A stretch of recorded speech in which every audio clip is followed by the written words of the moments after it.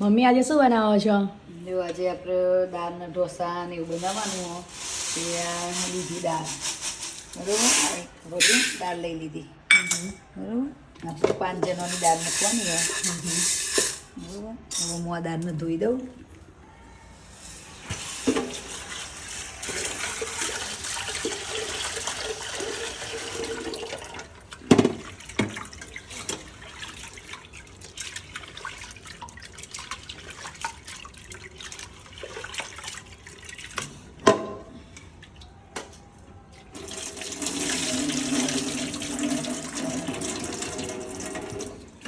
ચોખ્ખું પાણી આવે છે ને તે હમણાં દાળ મૂકી દઈએ બરાબર.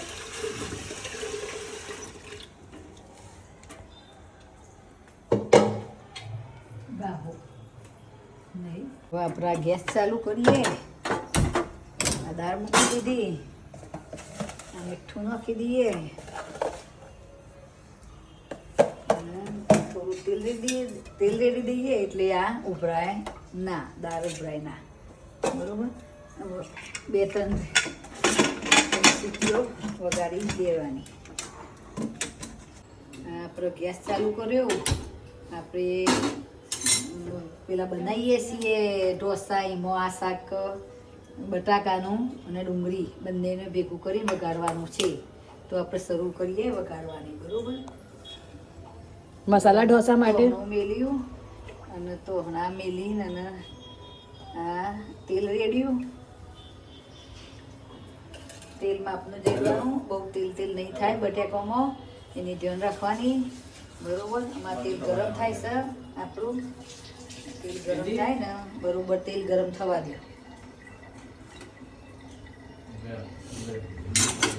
આ તેલ મૂક્યું, તેલ ગરમ થઈ ગયું, એમાં આ હિંગ નાખી દેવાની બરોબર. આ હિંગ ફૂટી જાય એટલે એમાં જીરું નાખી દેવાનું. જીરું ફૂટી જાય એટલે આ હિંગ નાખી દેવાની. પછી હિંગ થઈ જાય એટલે આ મીઠું લીમડું નાખી દેવાનું. અને પછી આ ડુંગળી છે ને એ ડુંગળી નાખી દેવાની અને થોડી વાર હલાવવાનું. ડુંગળી ચરવી દેવાની.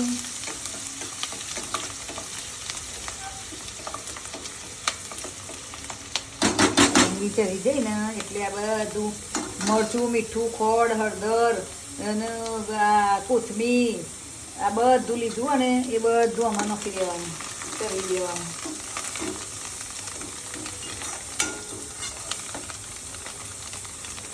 ફટાફટ ઢોસા હાલ બની જાય ના. શું બને મોડું થયું એટલે ઢોસા બનાવવા હોય તો ફટાફટ બની જાય. આ ડુંગળી ચરી જાય એવા બટાકા નાખી દેવાના.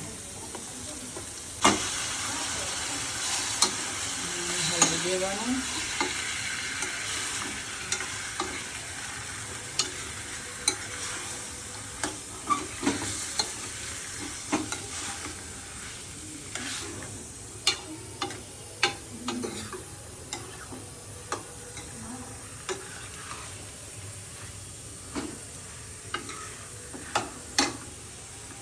ગેસ કરી ચરી દેવાના બટાકા.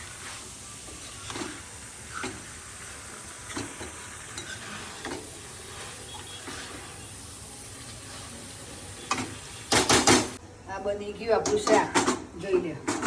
આ આપણે ઢોસાની અંદર ભરી અને ખાવાનું છે. ઢોસાને અંદર ખાવા માટે અમે આ ચટણી બનાવી છે નારિયેળની. જોઈ લો આ રીતે નારિયેળની ચટણી બનાવવાની બરોબર. આ નારિયેળની ચટણીમાં દહીં નાખવાથી ચટણી મસ્ત લાગે છે. અને તમે એકવાર દહીં નાખી જોજો અને ચટણી બનાવજો, તમારે બહુ મસ્ત ચટણી લાગશે. આ ચટણીમાં આપણે ખાંડ નાખવાની. બુરું ખાંડ હે ને? હા, બુરું ખાંડ નાખવાની, જલ્દી ઓગળી જાય બરોબર. અને મીઠું નાખવાનું. દહીં નાખ્યું એની પ્રમાણે મીઠું નાખવાનું. પછી હલાવી દેવાનું. આપણી ચટણી તૈયાર થઈ જશે. હવે આપણે દાળ ચડી દઈશ બરોબર. એને ઉતારી લઈએ. આપણે દાળને ક્રશ કરી દઈએ બરોબર. બ્લેન્ડરથી ક્રશ કરી દઈએ દાળ.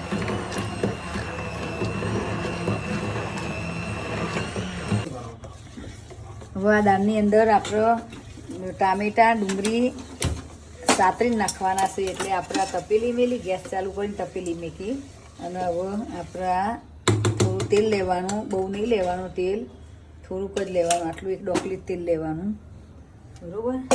પછી એ ગરમ થાય ને એટલે એમાં આપણે નાખવાનું છે.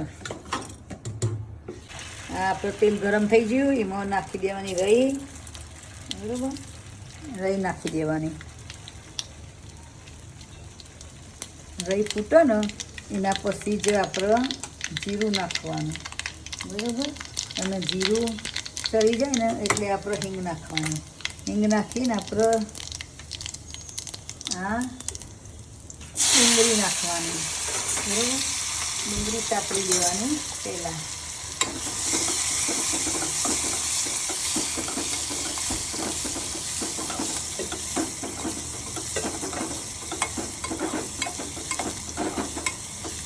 ફૂલ ગેસ ઉપર જ આપણે ડુંગળી સાતરી દેવાની.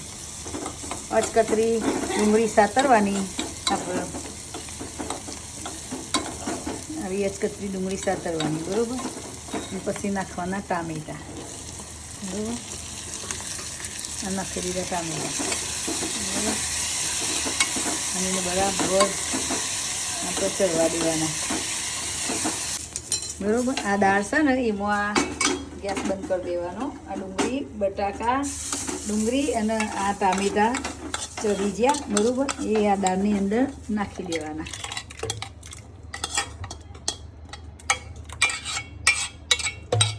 બરાબર, હલાવી દેવાનું.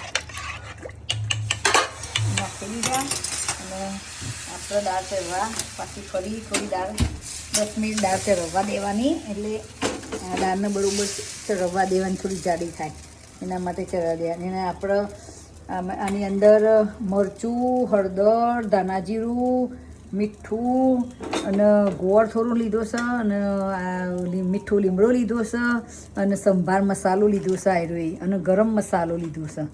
આટલું લીધું છે. અને આ છે આપણે લીંબુ, એટલું બધું આની અંદર નાખી દેવાનું, બરાબર. અને પછી લીંબુ દાળ ચડી જાય ને પછી નાખવાનું. હલાવી દેવાનું. દાળ ઉકળે પછી છેલ્લે લીંબુ નાખવાનું.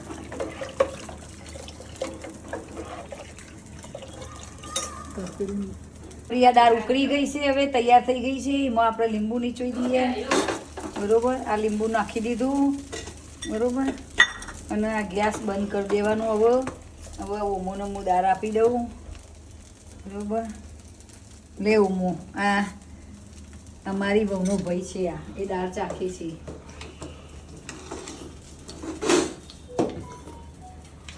તમારે હાથના ઢોસાની દાળ મજા આવી ગઈ. આપણે ગેસ ચાલુ છે નીચે, ઢોસાનો તવો મૂક્યો. એની આ પાણી લેવાનું, એની અંદર 2 ટીપા તેલ રેડવાનું અને આવો રૂમાલ લેવાનો, ચોખ્ખો ગાભો. પછી આમ કરીને તવો ઠંડો કરી દેવાનો.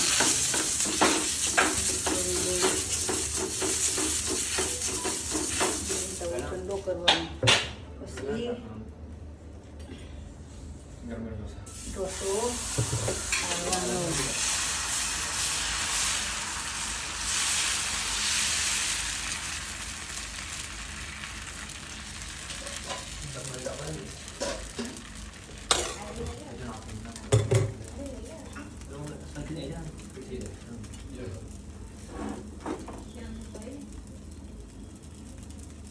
પછી આ રીતે તેલ થોડું આજુબાજુ રેડવાનું, ઢોસો ચડવા દેવાનો બરોબર. પછી પલટાવવાનો,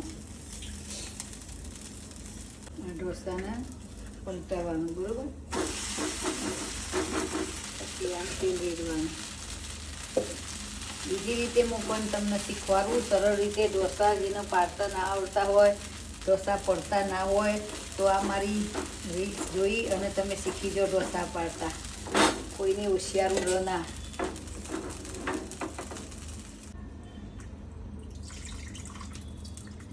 આપણે આ ઢોસાનો તવો જે ગરમ થઈ ગયો હોય ને બરાબર થોડો ઠંડો કરવાનો, બહુ ગરમ ના થઈ જાય. અને પછી આપણે આ ખીરું છે ને એ આમ રેડી દેવાનું, બરાબર. પછી આપણે આમ કરી દેવાનું.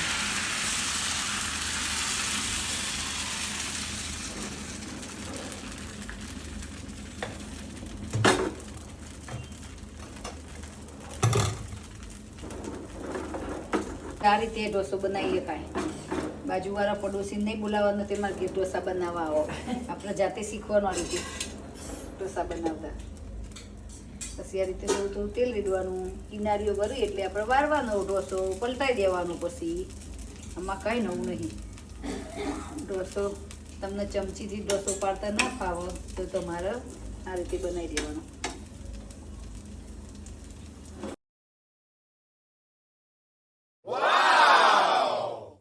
ગાઈસ જેને ખાવું હોય આવી જાઓ ઢોસા અને પાણી આવી ગયું છે મોઢામાં